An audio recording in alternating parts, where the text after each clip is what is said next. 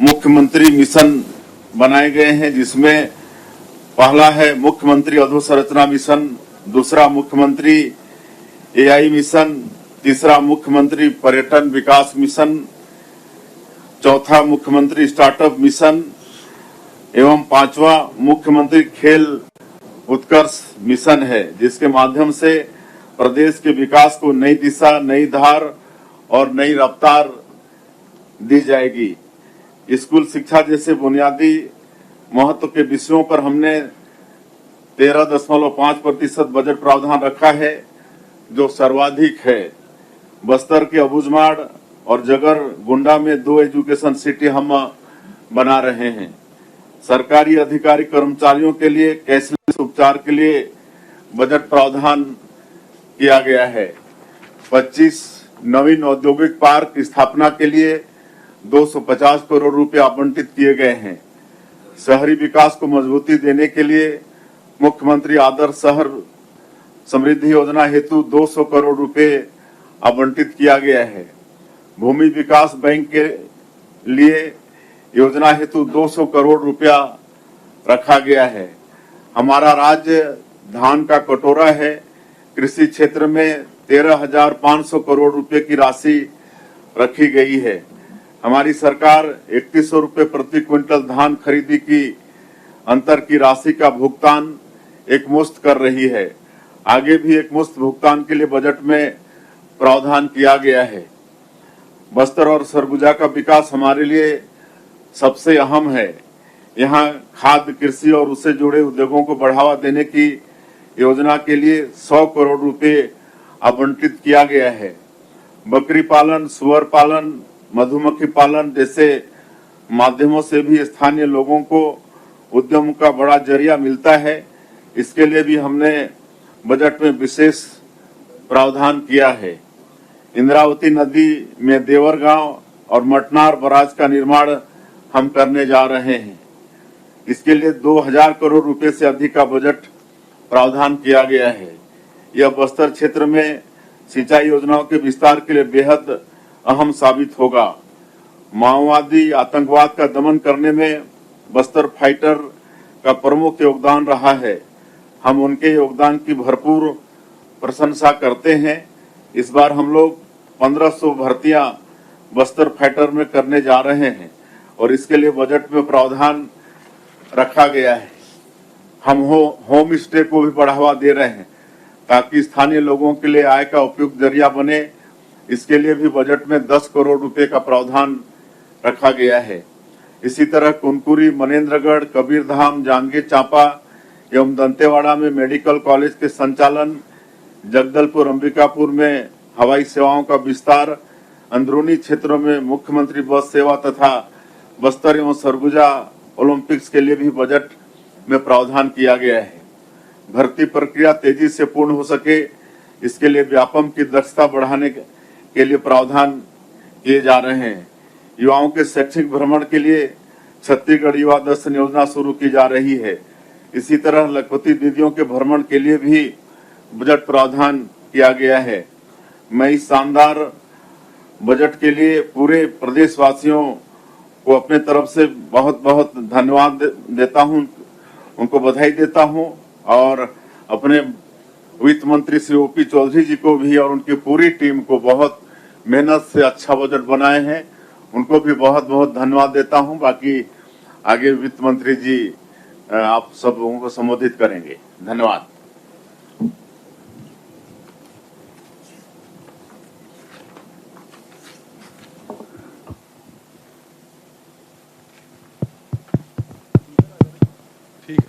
ठीक। हमारे परम आदरणीय मुख्यमंत्री जी श्री विष्णुदेव साय जी और हमारे साथ उपस्थित हैं उनके प्रमुख सचिव सुबोध कुमार जी और मुकेश बंसल जी।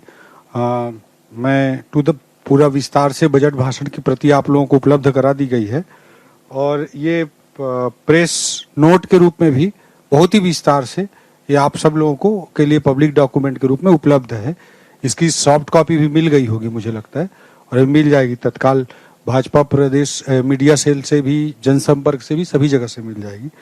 और टू द पॉइंट मैं कुछ प्रेजेंटेशन के कुछ बिंदुओं को रेखांकित करना चाहूँगा।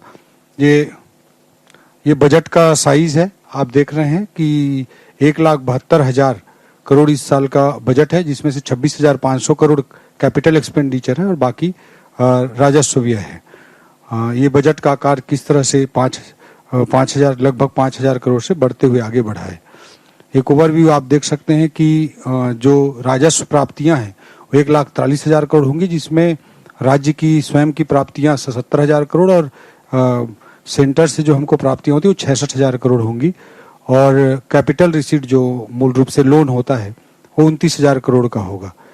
टोटल रिसीट्स जो होंगे 1,72,000 करोड़ होंगे। पीछे 1,72,000 करोड़ होंगे, जिसमें से राजस्व व्यय 1,45,000 करोड़ और पूंजीगत व्यय जो है वो 26,500 करोड़ होगा। और इस तरह से जो राजस्व घाटा जो है 2,000 करोड़ का है, और कैपिटल असिस्टेंस जो SCA है भारत सरकार का, नरेंद्र मोदी जी जो 50 साल की इंटरेस्ट फ्री लोन की सुविधा रिफॉर्म के आधार पर प्रोवाइड करते हैं, उसमें हमको जबरदस्त सफलता मिली है पिछले 2 सालों में।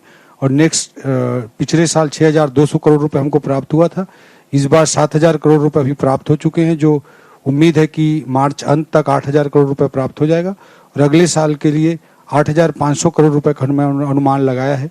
आपको बताना चाहूंगा कि रिफॉर्म आधारित पैसा मिलता है। 2020-21 में ये महज 286 करोड़ मिलता था, उस पर हमने बड़ी छलांग लगाई है। और फिस्कल डेफिसिट जो है वो 20,000 करोड़ का होगा, जो कि FRBM एक्ट की जो सीमा है 3% की, उससे वेल बिलो 2.87% है। नेक्स्ट, ये आप सारे रिसीट्स को देख सकते हैं कि पैसा कहाँ कहाँ कितने प्रतिशत से आता है, उसको आप देख सकते हैं कि सबसे बड़ा योगदान स्टेट के अपने राजस्व का है 30%, वहीं दूसरा सबसे बड़ा योगदान राज्य सरकार केंद्र सरकार से जो प्राप्तियां उसका है, और जो हमारे स्टेट के अपने नॉन टैक्स रेवेन्यू है, हमारी स्टेट के अपने टैक्स रेवेन्यू 30% हैं, और वहीं नॉन टैक्स रेवेन्यू 14% है, 29% हमको केंद्र से प्राप्तियां होंगी। ठीक है, ये ठीक से दिख रहा है ना, ये ब्लिंक कर रहा है। जो ग्रांट सेंटर से मिलेंगे उससे 9%, ठीक है, और SCA से 5%। नेक्स्ट, एक्सपेंडिचर जहां जहां खर्च होगा उसका मैं जिक्र करना चाहूंगा। जो कमिटेड एक्सपेंडिचर है, जो जिसके अंदर सैलरी, पेंशन और इंटरेस्ट बर्डन्स आते हैं, उसमें 32% पैसा जाता है। सेंट्रल से जो स्कीम हमको मिलती है उसमें जो स्टेट का मैचिंग ग्रांट होता है उसमें 14% पैसा जाएगा। जो स्टेट की अपनी स्कीम्स हैं उसमें 30% पैसा जाएगा, और जो अदर रेवेन्यू एक्सपेंडिचर्स हैं, अन्य राजस्व व्यय हैं, वो 8% हैं।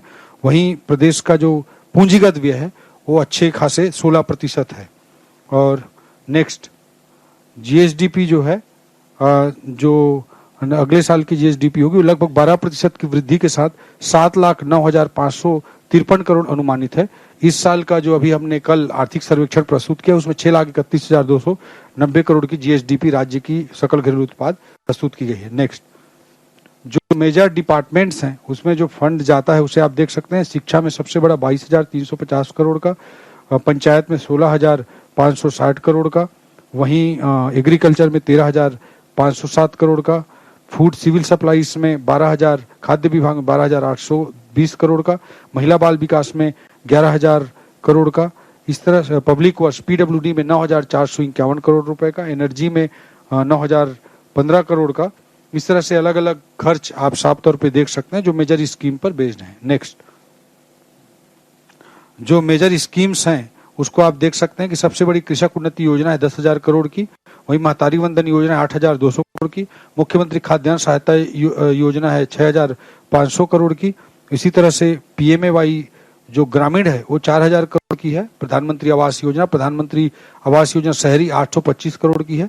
विकसित भारत जी राम जी के तहत 4,000 नरेगा की तुलना में ऐतिहासिक वृद्धि करते हुए 4,000 करोड़ इस बजट में किया गया है। प्रधानमंत्री फसल बीमा योजना में 820 करोड़, प्रधानमंत्री जनधन योजना में 720 करोड़, PMJSY में 1,725 करोड़, मुख्यमंत्री समग्र विकास योजना में 300 करोड़। वहीं एनर्जी सब्सिडीज, जो बिजली संबंधी सब्सिडीज में जो खर्च किया जाएगा वो 6,700 करोड़, जल जीवन मिशन के लिए 3,000 करोड़, भूमिहीन कृषक मजदूर कल्याण योजना जो दीनदयाल उपाध्याय जी के नाम से हम संचालित करते हैं उसमें 600 करोड़, जो पैडी प्रोक्योरमेंट का जो फैसिलिटेशन है उसके लिए धान खरीदी में 6000 करोड़, नेशनल हेल्थ मिशन में 2000 करोड़ और समग्र शिक्षा अभियान में 1500 करोड़ रुपए का प्रावधान है। नेक्स्ट, जो हमारी बजट की यात्रा है, प्रथम बजट हमारे मुख्यमंत्री जी के नेतृत्व में जो हमारी सरकार का पहला बजट आया था, ज्ञान पर आधारित है। गरीब, युवा, अन्नदाता और नारी के कल्याण की थीम पर हमने बजट प्रस्तुत किया था। दूसरा बजट में ज्ञान के वेलफेयर के लिए गति की रणनीति लेकर हम लेकर आए। G for good governance, A for accelerating infrastructure, T for technology और आई फॉर इंडस्ट्रियल ग्रोथ। इस बार उसी ज्ञान के उत्थान के लिए हम संकल्प की थीम के साथ इस बजट को प्रस्तुत किए हैं। ए समावेशी विकास, ए अधोसंरचना, ए निवेश, के कुशल मानव संसाधन, ए अंत्योदय, ए लाइवलीहुड और पी पॉलिसी से परिणाम तक। ये इसका मूल रूप से थीम रहा है और इसके जो मेन मोटिव है, नेक्स्ट पिछला, ये इसमें समावेशी विकास हो, अधोसंरचना हो, निवेश हो, कुशल मानव संसाधन हो, या अंत्योदय हो, लाइवलीहुड हो या पॉलिसी से परिणाम तक, उसके की थीम को भी हमने इन गोलों में प्रदर्शित करने का प्रयास किया है। नेक्स्ट, जो समावेशी विकास है, जो बजट भाषण में भी आप उसी रूप में देखे होंगे कि समावेशी विकास में दो अर्थ हैं। एक तो विभिन्न वर्गों का विकास, चाहे गरीब हो, युवा हो, अन्नदाता हो, इस तरह के जो वर्ग हैं उनकी चिंता करना, वह भी समावेशी विकास का अंश है। और क्षेत्रीय विकास, कोई भी क्षेत्रीय संतुलन विकास में ना हो, उसको भी ध्यान में रखना। इसलिए बस्तर सरगुजा पर हमने समावेशी विकास के अंतर्गत शुरुआत में ही बहुत विस्तार से जिक्र किया और इसके संबंध में जो प्रमुख प्रावधान है उसका इसमें बिंदुवार जिक्र किया गया है। इसी तरह से समावेशी विकास में एक तरफ तो आंचलिकता हो गई कि रीजनल डिस्पैरिटी ना हो, क्षेत्रीय संतुलन ना हो, उसको दूर करने के लिए हम क्या प्रयास कर रहे हैं, उसका ये स्लाइड प्रदर्शित है। वहीं दूसरा, नेक्स्ट, जो विभिन्न सुविधाएं हैं, विभिन्न वर्ग हैं, जैसे महिला बाल विकास हुआ, स्वास्थ्य विभाग की योजनाएं हुई, उनको भी इसमें शामिल किया गया है। नेक्स्ट, हेल्थ संबंधी प्रावधान भी समावेशी विकास के अंग हैं। नेक्स्ट, अधोसंरचना, ठीक है। समावेशी विकास के अंतर्गत संकल्प में जो ए है उसका अर्थ अधोसंरचना है। इसमें अधोसंरचनात्मक जो बड़े बड़े प्रावधान है उसको इसमें मेंशन कर दिया गया है।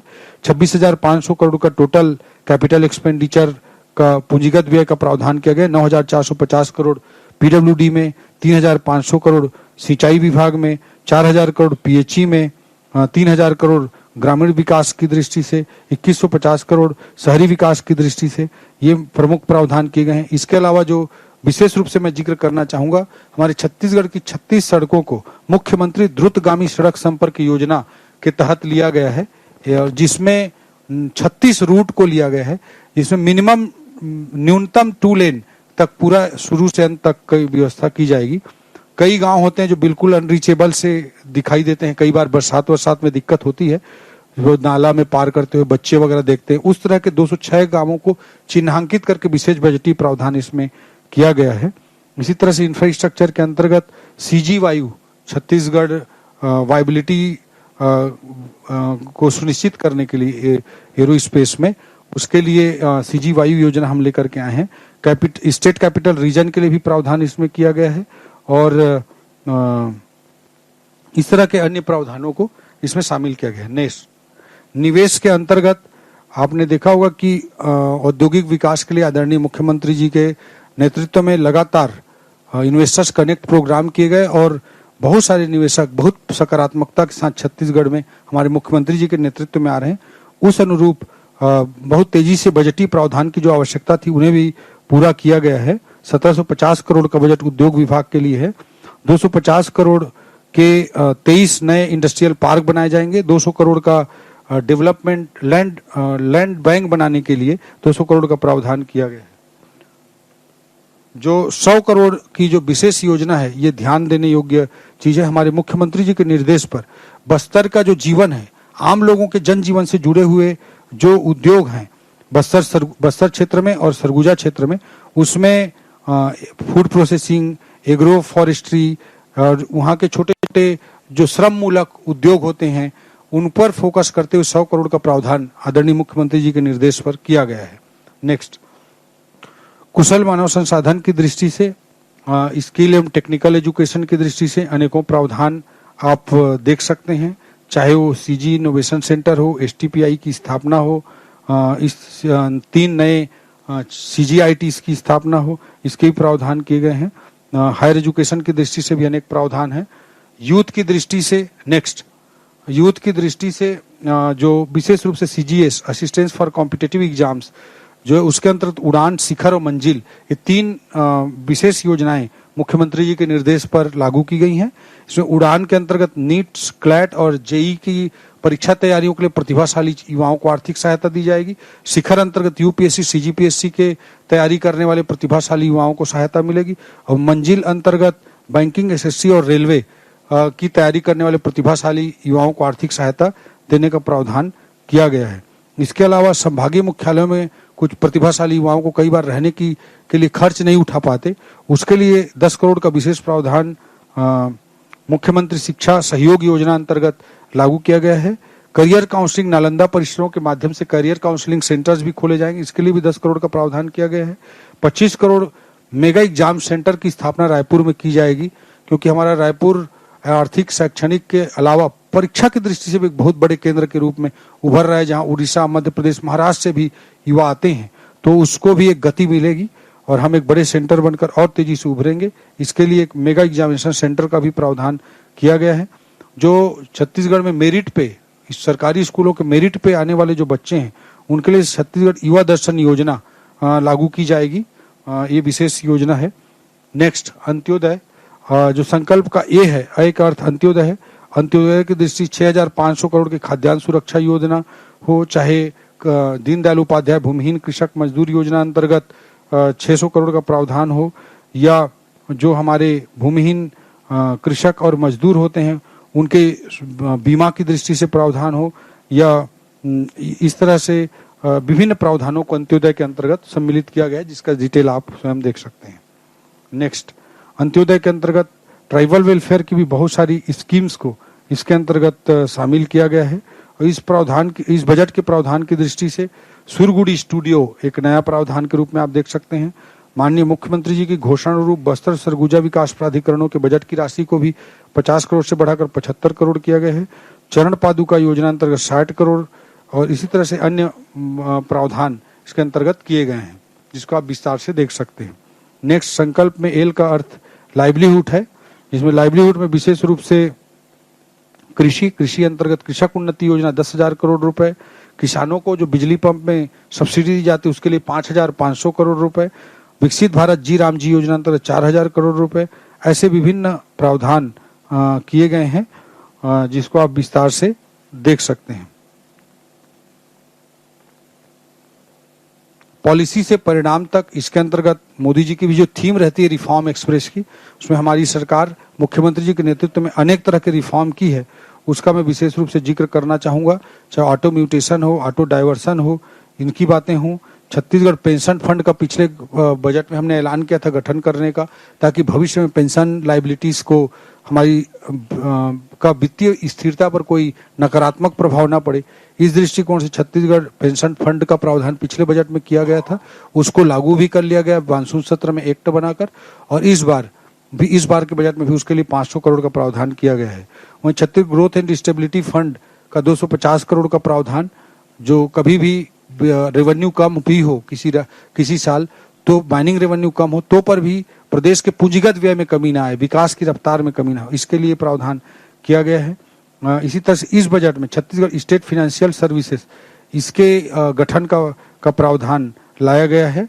इसी तरह से एसएनए स्पर्श का रिफॉर्म हो, ई ऑफिस का रिफॉर्म हो, बायोमेट्रिक अटेंडेंस का रिफॉर्म हो, इन सब को भी लागू किया गया है। मुख्यमंत्री हेल्पलाइन पोर्टल के लिए भी बजट में प्रावधान किया गया है। इस तरह से जो मॉडल रजिस्ट्री ऑफिस बनाना हो, उसका भी प्रावधान किया गया है। नेक्स्ट, न्यू स्कीम्स के अंतर्गत मुख्यमंत्री आदर्श शहर समृद्धि योजना, पिछले बार हम मुख्यमंत्री नगरोत्थान योजना लेकर आए थे नगर निगम क्षेत्रों के लिए, और इस बार आप देख सकते हैं कि मुख्यमंत्री आदर्श शहर योजना जो है, मुख्यमंत्री आदर्श शहर समृद्धि योजना नगर पालिका और नगर पंचायतों के विशेष प्रोजेक्ट्स के लिए होगा। मुख्यमंत्री द्रुतगामी सड़क योजना, हमारे छत्तीसगढ़ की 36 सड़कों को इसके अंतर्गत शामिल किया गया है। CGS जिसका मैंने विस्तार से जिक्र किया, उड़ान शिखर और मंजिल इसके अंतर्गत है। CG वायु छत्तीसगढ़ वाइबिलिटी असिस्टेंस फॉर यात्री उड़ान, जो एयर सुविधा का संचालन चाहे बिलासपुर, जगदलपुर और अंबिकापुर, इन तीनों के लिए आवश्यकता पड़ती ही है, उसके लिए वाइबिलिटी गैप फंडिंग की जाएगी। मुख्यमंत्री शिक्षा सहयोग योजना, संभाग मुख्यालयों में प्रतिभाशाली बच्चों का मैंने विस्तार से जिक्र किया। स्वामी विवेकानंद उत्कृष्ट शाला योजना, एक नवीन योजना लाई गई है, 150 करोड़ रुपए का इसमें प्रावधान किया गया है। 100 स्कूलों का प्रावधान इसमें किया गया है। रानी दुर्गावती योजना, नोनी के जन्म अगर होता है तो उसके साथ इसकी व्यवस्था होगी, और जब 18 साल की होगी तो 1.5 लाख रुपए की राशि इसके अंतर्गत प्रदान की जाएगी। हमारे संकल्प पत्र का एक महत्वपूर्ण बिंदु था। छत्तीसगढ़ आस्था पथ शक्तिपीठ भ्रमण योजना, ये भी नई योजना के रूप में स्थापित की गई है। लखपति दीदी भ्रमण योजना भी इसमें नई योजना के रूप में आप देख सकते हैं। छत्तीसगढ़ युवा दर्शन योजना, प्रतिभाशाली बच्चों को छत्तीसगढ़ का दर्शन कराने के लिए ये योजना लाई गई है। नेक्स्ट, न्यू इनिशिएटिव्स के रूप में आप फोकस रूप में देख सकते हैं। एजुकेशन सिटी अबूझमाड़ और जगरगुंडा में इसकी स्थापना की जाएगी। 23 नए इंडस्ट्रियल पार्क की स्थापना की जाएगी। लैंड बैंक की स्थापना निवेश को बढ़ावा देने के लिए किया जाएगा। 100 करोड़ का विशेष प्रावधान जो फूड, एग्रीकल्चर और अलाइड एक्टिविटी हैं बस्तर में, उसके लिए किया जाएगा।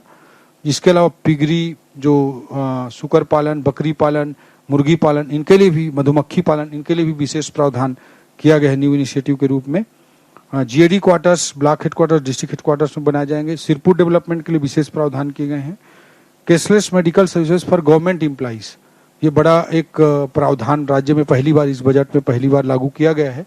जो हमारे कर्मचारी साथी होते हैं उनको मेडिकल सुविधा सरकार को देना जिम्मेदारी होती है। वो अस्पताल में जाते हैं तो पहले अपने खर्चे से कराना पड़ता है और बाद में उसकी प्रतिपूर्ति कराने का वो प्रयास करते हैं। तो एक कैशलेस होगा, कार्ड होगा, जिसके तहत जाकर कार्ड देंगे तो उनको पैसा नहीं देना पड़ेगा, सीधा उनका इलाज हो जाएगा।